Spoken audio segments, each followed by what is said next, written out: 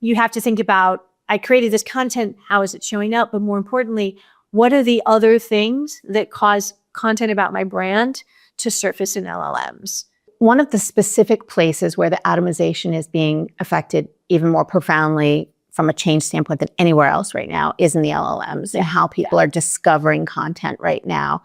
How is Adobe thinking about that? And what are some of the changes between the search behaviors of the recent past and what's happening now in terms of agentic search and AEO, GEO, and all the things that everyone is obviously talking about? Seeing that shift, and I go back a couple of years ago, and I think that's when you began to see as a marketer, they shift from SEO to, agentic engine optimization to AEO or GEO. And you could really see, like, we run an AI and digital trends report. We look at what are things like buying behavior, searching behavior, retail behavior. And you could really see that shift from predominantly people going to SEO and now people moving over to things like ChatGPT or Gemini or Perplexity. As that happened, it became clear that for marketers, what they understood about mastering SEO wasn't necessarily the same thing they needed to master AEO. So you had to really think about, okay, not only what is the content I'm putting out there, and this is where I think all the work we've done with you guys on this concept of paid and owned and how those channels interact with each other. You have to think about, I created this content, how is it showing up? But more importantly, what are the other things that cause content about my brand to surface in LLMs?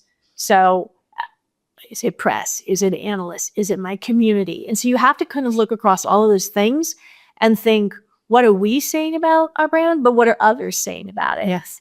And I think that becomes so important because when you understand that, then you're much better able to understand, okay, how do we want to make sure we're surfacing, in what context? And I think that for all marketers becomes, as they think about AEO, how do they manage that? Yeah, I think right now it's trust, credibility. And I also think we're managing the duality of that world is going to be, for humans, we still need to create love and emotion. Yes. And we can't lose sight of that. And then for the agents, we have to really understand how they see information and how they value trust and credibility. Yes. It's been really interesting because with AEO, you honestly have to think about, I have a human audience that's consuming content, but now I have an agent.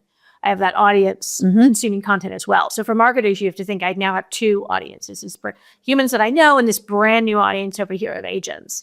One of the reasons why I think it was exciting to have the Semless acquisition happen for us was, they had such a good understanding of SEO. And by the way, I don't think that it's not like an all or nothing. I definitely think it is still a continuum of how are we showing up in SEO as a brand. It's an and. Yes, exactly. And how are we showing up at AEO? And I think understanding that and then understanding the impact of now these two audiences on your brand, I think is just really critical. Rachel, thank you so much for being here.